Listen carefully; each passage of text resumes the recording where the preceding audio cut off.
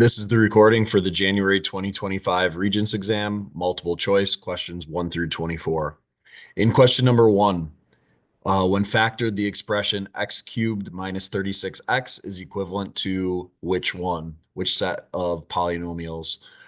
So what you want to look for in this one is you could factor out the greatest common factor, which is what I did here in the red. You could factor out an x from x cubed and 36 minus 36x. So you can take out the greatest common factor here of x.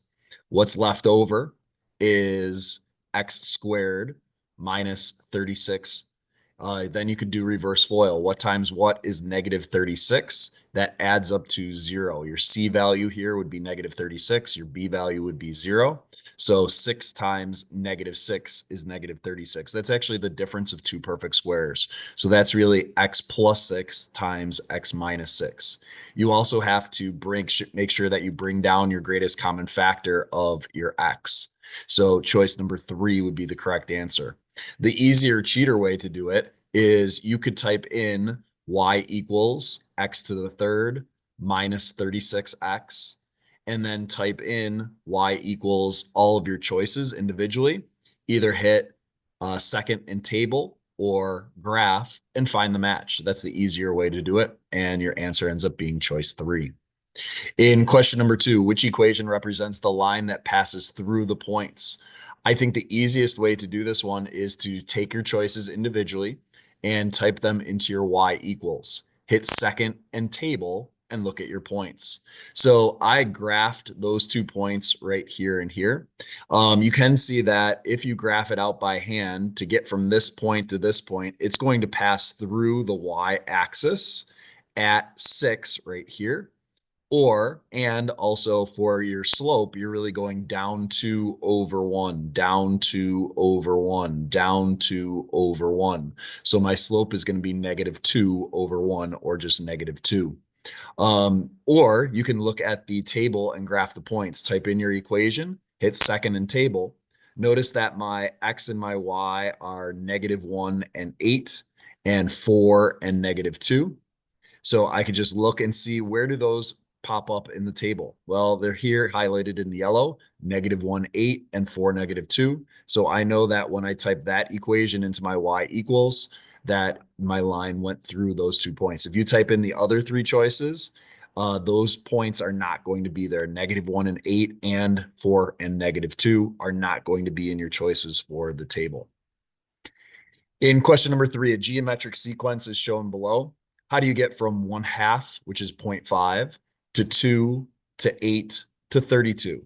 What is the common ratio? Common ratio means what are you multiplying by each time? Well, what you're actually doing to get from 0.5 to 2 to 8 to 32 is to multiply by 4.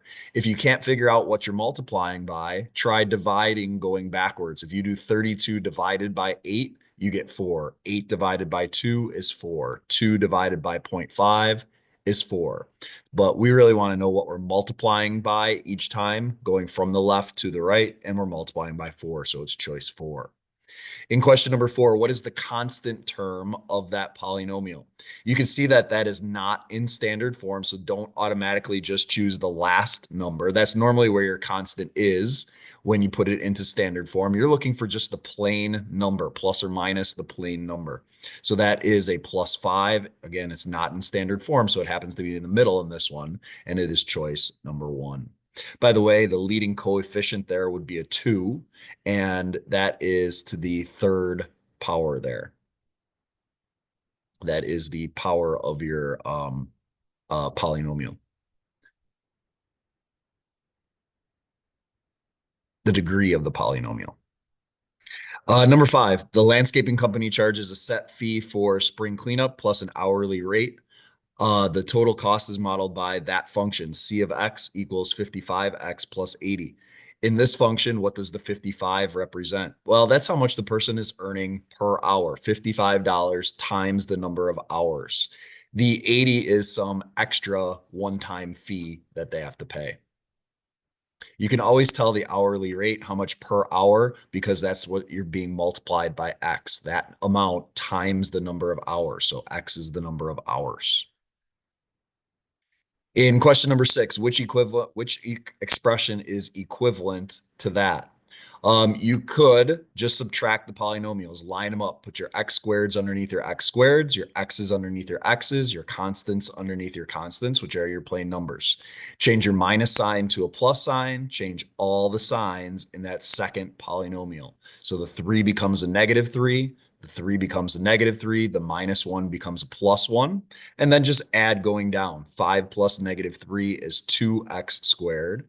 Negative 2x plus negative 3x is negative 5x. 4 plus 1 is 5, which is choice number 2. You could also type in the original question into your y equals and hit second and table, or graph it and find the match. That is the other way to do it. Graph it and find the match, or second and table and find the match. It's a lot to type in, but it'll get you to your answer right away. In question number 7, which point is a solution to this system? The solution is in the double shaded area. So I showed where all 4 points are. We're looking for the point in the double shaded area. The point in the double shaded area is this whole green section right here. So the only point that is in that double shaded area is this one, choice number 4, 4, 2, over to 4, up to 2. My suggestion on this one would be to actually graph those points and see what you're looking at. Remember that solutions can't be on a dotted line. Dotted lines are not included in the solution set. That's why it wouldn't be choice number 1. Yes, that's on both lines, but it's on a dotted line, so it is not in the solution set. Points on a solid line are in the solution set. Don't be tricked on this one, because that's the intersection point of the two. But again, it can't be on a dotted line, so that's why it's not choice number 1. In question number 8, in an arithmetic sequence, the first term is 25 and the third term is 15. What is the 10th term in the sequence? I would actually write it out. Here's my first term. Here's my third term. I figured out that I need to subtract by 5 to get from first term to second term to third term. So that means I am subtracting by 5 each time. And I just wrote it out. Subtract by 5, subtract by 5, subtract by 5, subtract by 5, subtract by 5. All of a sudden, next thing you know, you're at the 10th term. That 10th term is -20. In question number 9, when the formula P equals 2 times the length plus 2 times the width is solved for W. When it says solve for W, that means W equals. So we're trying to get the W all by itself. In order to get that W all by itself, I want to do minus 2L and minus 2L. P minus 2L is just P minus 2L. Bring down my equals 2W. This says 2 times W. The opposite of times is divide. So divide by 2 and divide by 2. So you end up with P minus 2L all divided by 2 equals W. Just solve it like you would a normal equation. In question number 10, Market Street Pizza kept a record of pizza sales for the month of February. The results are shown in the table below. So we see we have 2 different kinds of crusts, and we have 4 different toppings. Of all of the pizzas sold in February, which is what this represents, what percent were plain deep dish pizzas? Well, the first thing we need to know is how many total pizzas were sold in February. I need to add up my numbers going down, add up my numbers going across. This number right here is your total in February. That goes in the bottom of our denominator.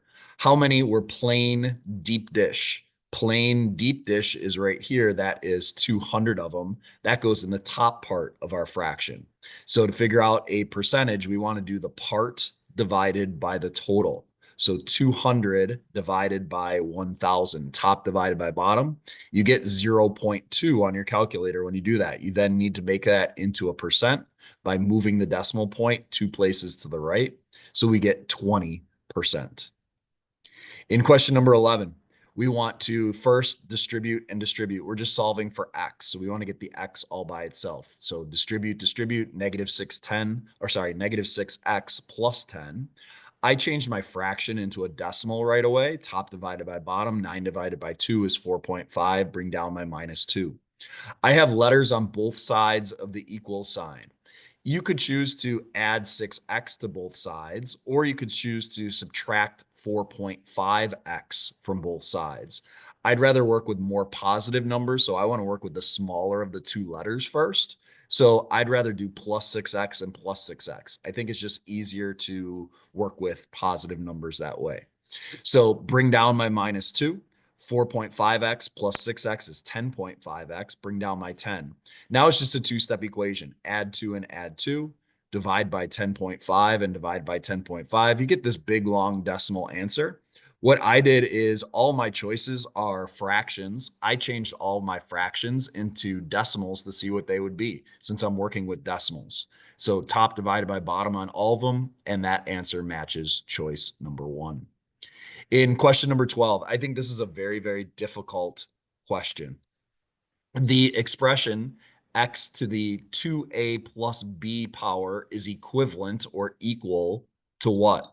Well, the rule for multiplying, when you multiply with exponents, you actually add those exponents together. In choice number 3, this is really 1a plus 1a. 1a plus 1a is 2a.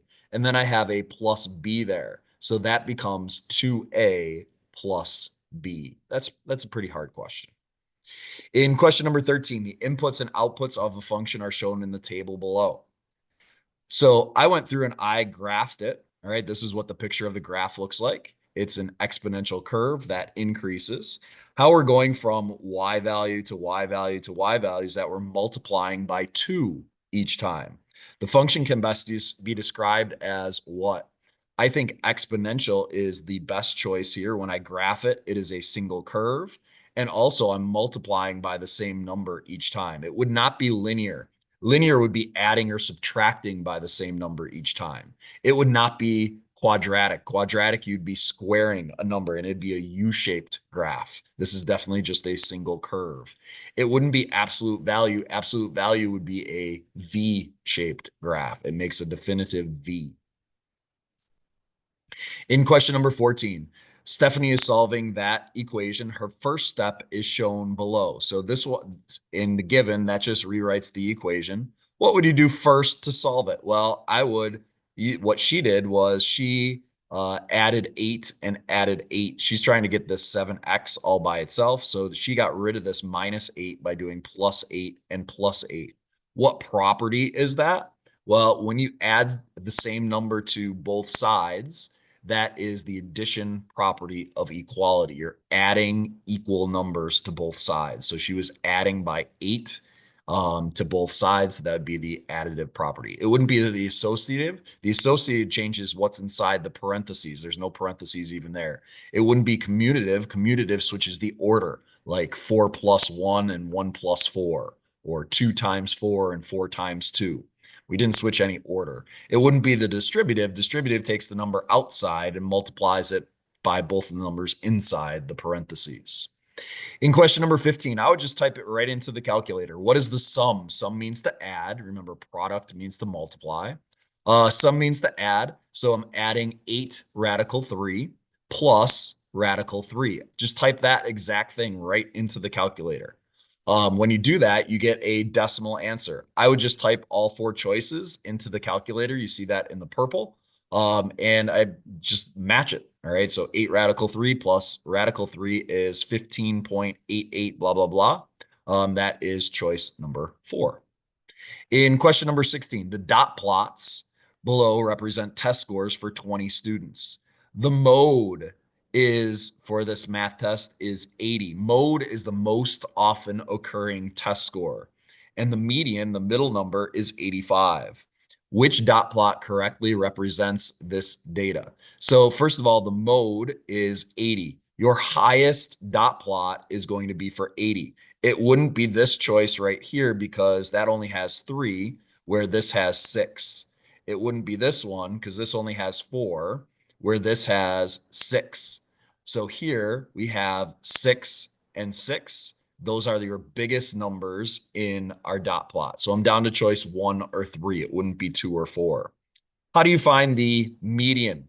Well, take your data and type it into your stat edit L1 and then stat calc one variable statistics. Scroll down until you get to MED, which stands for median. What are you typing in? You're typing in for choice number one, you're typing in 65, 70, 75, 680. So 80, 80, 80, 80, 80, 80, 85, 85, 90, 90, 90, 90, 90, 95, 95, 95, 100. That's what you need to type into your stat edit L1. And you get that it has a median of 85. When you type in the data for choice number three here, you get a median of 80. So our correct answer is choice number one. In question number 17, the domain. Domain comes before range, just like X comes before Y. Domain are your X values. So when you take a look at this graph, we start right here with an open dot. Remember, open dots don't include the points. So that point is not there. It starts just after it. So it starts at like negative 1.9999999 as an X value. And then it's increasing, increasing, and goes on forever. So the domain of this starts at, it doesn't include -2. It just starts right above it. So negative 1.9999 and higher on your X value because it keeps on going to infinity there. So it's all of your X values that are bigger or greater than -2. It would not be this one that's saying that it starts at -4, which doesn't make any sense. This one says that, oh, they were looking at the Y there. Trying to trick you. It wouldn't be choice 2 or 4 because those have an or equal to. The or equal to would be a closed dot, and that wouldn't make any sense. Question number 18, which ordered pair is a solution to the equation? Well, we want to try and get, I would try and get the y equals all by itself, or you could do a check, all right? If you go to do it the check way, take each of your points. Remember, points are x comma y. So I would take this 1.25 and sub it in for x, take the 4 and sub it in for y. And when you sub it into the equation, notice that it checks in the end. We get the same number on both sides. That means that it is a solution. Or you could rearrange for y equals. When you rearrange for y equals, add 1 and add 1. Be careful. It's that whole thing plus 1. You could type that into your y equals, hit second and table.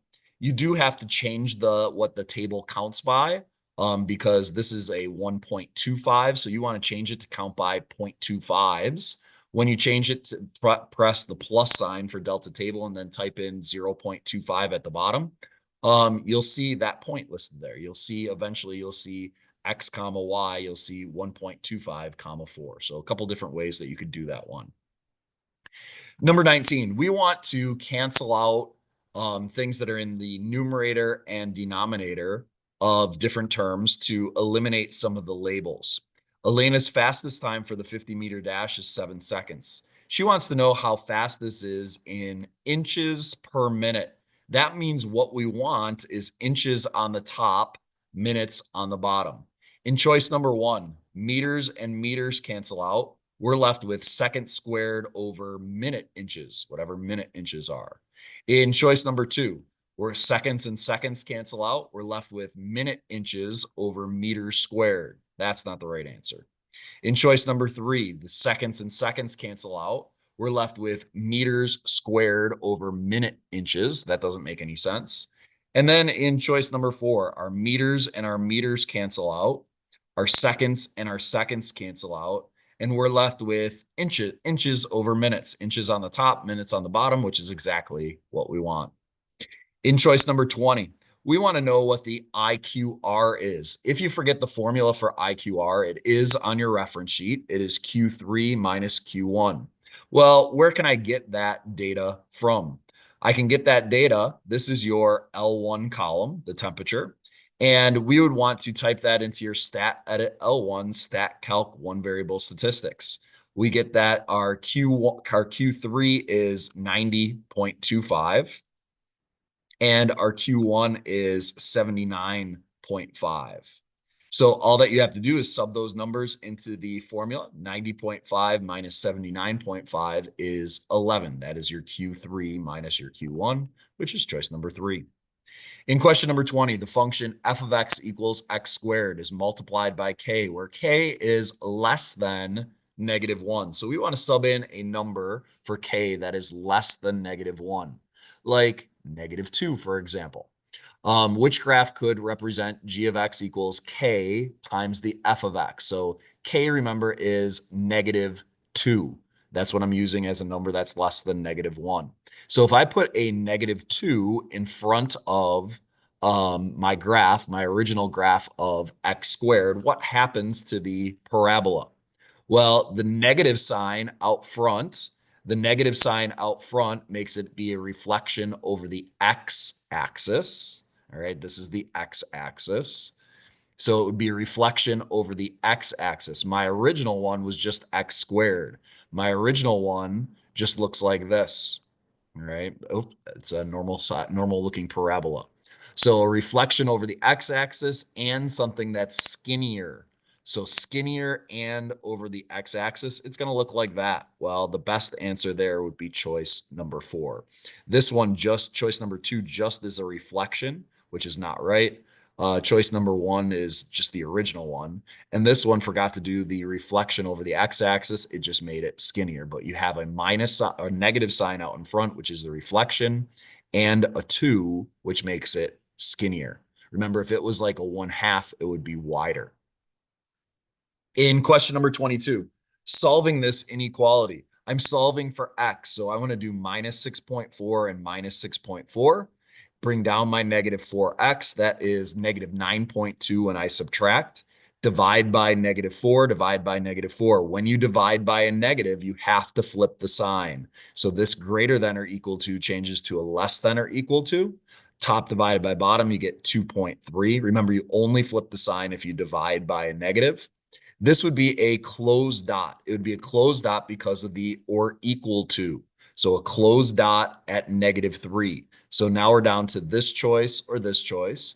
It says x is less than or equal to 2.3. Well, where are the numbers that are less than? The numbers that are less than are over in here. That's why our arrow points to the left. It would not be this one. All right. These numbers are bigger or greater than 2.3.